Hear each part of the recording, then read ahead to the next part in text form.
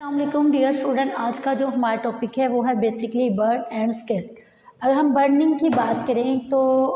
इसमें हम इसकी फ़र्स्ट एड की मेजरमेंट की बात करेंगे, साइन और सिम्टम्स को पढ़ेंगे और आफ्टर देन हम केमिकल बर्निंग के बारे में बात करेंगे और उसकी फ़र्स्ट एड के बारे में बात करेंगे। फ़र्स्ट ऑफ़ ऑल हम डिस्कस करते हैं बर्न और स्कैल्प। बर्न के बारे में अगर बात करेंगे किस वजह से होती है,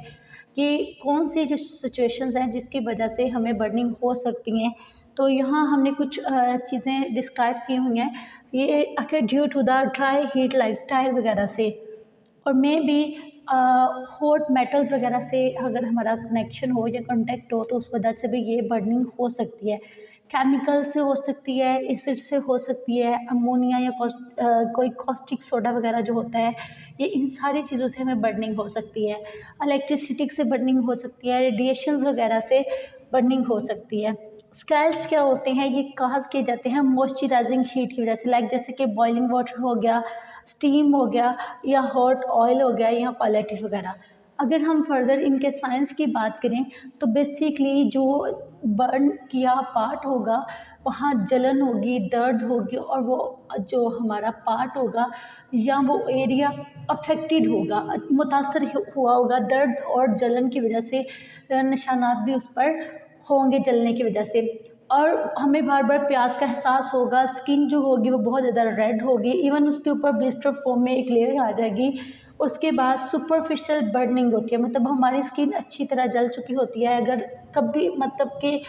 बुरी तरह वो मुतासर होती है और उसका कलर भी इवन डल हो जाता है, मतलब या तो डार्क ब्लैक हो जाता है या डार्क पर्पलिश हो जाता है। और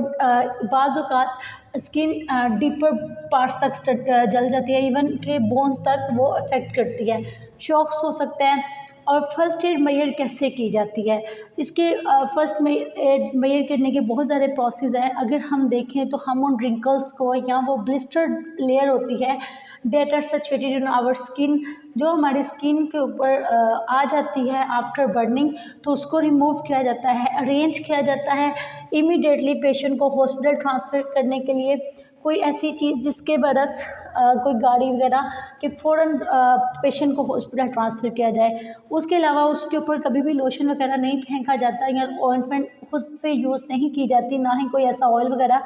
पेशेंट को लगाया जाता है बर्निंग के बाद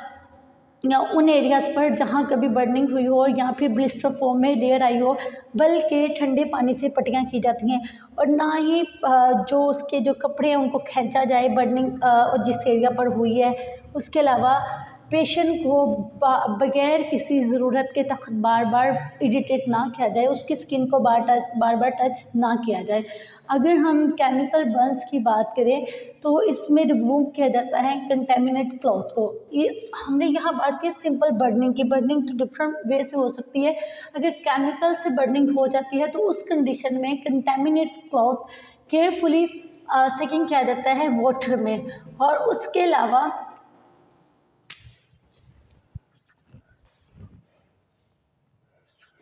अलावा वॉश किया जाता है उस अफेक्टेड एरिया को, उस पार्ट को जो बर्न होता है केमिकल से, और फिर ठंडा पानी उसके ऊपर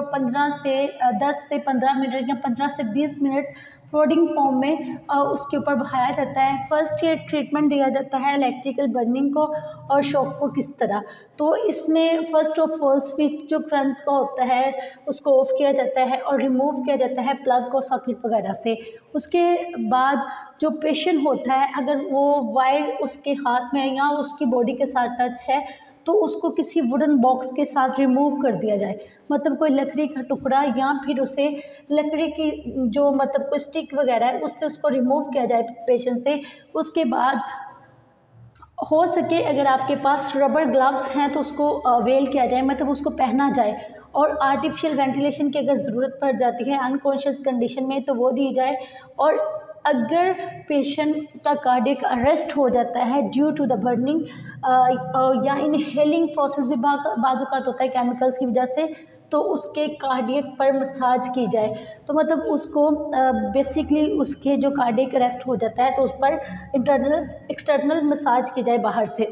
आज के लेक्चर में हमने क्या पढ़ा, हमने पढ़ा बर्न्स एंड स्कैल्ड। हमने पढ़ा कि बर्निंग क्या है। हमने कहा बर्निंग मुख्तलिफ तरीके से हो सकती है, ड्राई हीट लाइक टायर्स वगैरह, content with hot metals, chemical से, एसिड से, अमोनिया से,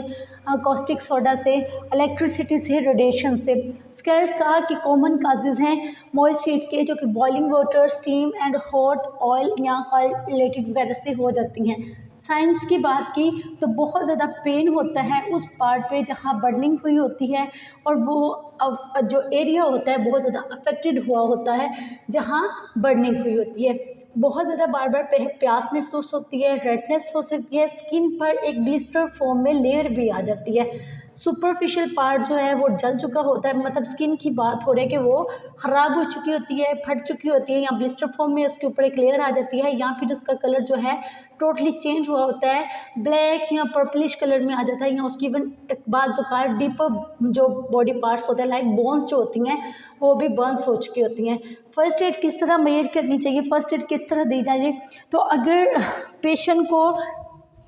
बेसिकली हम अगर बर्न पार्ट जो होता है उसको ठंडे पानी से धोएं,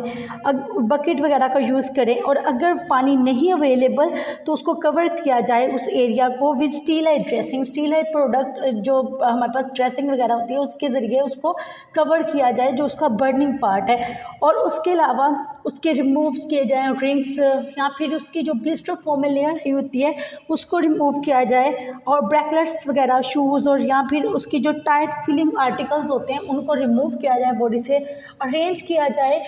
इमीडिएटली किसी ऐसे ट्रांसपोर्ट का तो जो इजीली हॉस्पिटल पेशेंट को कन्वे कर सके, और खुद से उस पर लोशन ऑइंटमेंट्स और ऑयल वगैरह का अप्लाई हरगिज़ ना करें, इवन के उसको ठंडे पानी से बार बार धोएं या बर्फ़ का इस्तेमाल करें, और उस जो ब्लिस्टर है उसको खींचने की ज़रूरत ना बार बार करें कि मतलब उसको तोड़ने की कोशिश ना की जाए जो स्किन के ऊपर एक ब्लिस्टर लेयर आ जाती है, और ना ही पेशेंट के कपड़ों को इस तरह खींचा जाए जहाँ से उसकी जो एरिया उसका अफेक्टेड है, और इवन बार बार पेशेंट को ना तंग किया जाए अगर उसको मतलब बात करने को दिल नहीं है, अगर उसकी ज़रूरत के बगैर उसकी बॉडी को बार बार जो अफेक्टेड एरिया है वहाँ हाथ ना लगाया जाए। हमने ये बात की कि ब्लिस्टर भी नहीं फटना चाहिए, उसके अलावा कि पेशेंट को बार बार टच भी नहीं करना चाहिए। अगर हम बात करें इन केमिकल बर्न्स में बेसिकली जो रिमूव किया जाता है contaminant cloth carefully after soaking in the water, फिर वॉश किया जाता है अफेक्टेड एरिया को ठंडे पानी के साथ 10 to 15 मिनट्स बाय फ्लोडिंग, और उसके अलावा अगर इन केमिकल बर्न्स अगर हम देखें तो सोडियम बाइकार्बोनेट भी यूज़ किया जाता है सोल्यूशन वॉश करने के लिए बर्निंग एरियाज़ को। उसके अलावा विंगर्स वगैरह जो वॉश अल्कली होती हैं बर्न्स बिफोर वो वॉशिंग की जाती है विद वाटर के, तो ऐसी हम कह सकते हैं कि हम सोडियम बाइकार्बोनेट सोल्यूशन भी यूज़ करते हैं इन केमिकल बर्निंग सिचुएशन में। अगर फर्स्ट एड की बात की जाए तो जैसे कि बात की थी कि स्विच ऑफ किया जाता है करंट का, रिमूव किया जाता है प्लग को सॉकेट से, और अगर पेशेंट जो है उसके हाथ में वायर है या बॉडी के साथ वो वायर टच है तो उसको किसी वुडन बॉक्स या लकड़ी का जो कोई टुकड़ा है या फिर कोई स्टिक है तो उसके साथ रिमूव किया जाए। इवन अगर पास आपके रबर ग्लव्स हैं तो उसको पहन लिया जाए अगर अवेयर हो आसानी से, और पेशेंट को अगर कॉन्शियस अनकॉन्शियस कंडीशन में है तो उसको आर्टिफिशियल वेंटिलेशन मसनूई सांस की ज़रूरत पड़ सकती है, और एक्सटर्नली उसके कार्डियक जो हम बाहर से उसके अगर कार्डियक अरेस्ट हो जाता है तो कार्डियक मसाज भी कर सकते हैं बाय हैंड, और अगर पेशेंट कॉन्शियस कंडीशन में तो उसे किसी किस्म का शॉक ना दिया जाए। इवन क्लीन किया जाए उसके बर्न पार्ट को या एरिया को या स्टीराइल ड्रेसिंग से उसे कवर कर दिया जाए, इमीडिएटली उसको ट्रांसफ़र करने की कोशिश की जाए हॉस्पिटल। और इस कंडीशन में पेशेंट को कॉफ़ी या टी वगैरह जो है वो पेशेंट को दे दें अगर वो कॉन्शियस कंडीशन में। ये था हमारा आज का lecture. Thank you so much.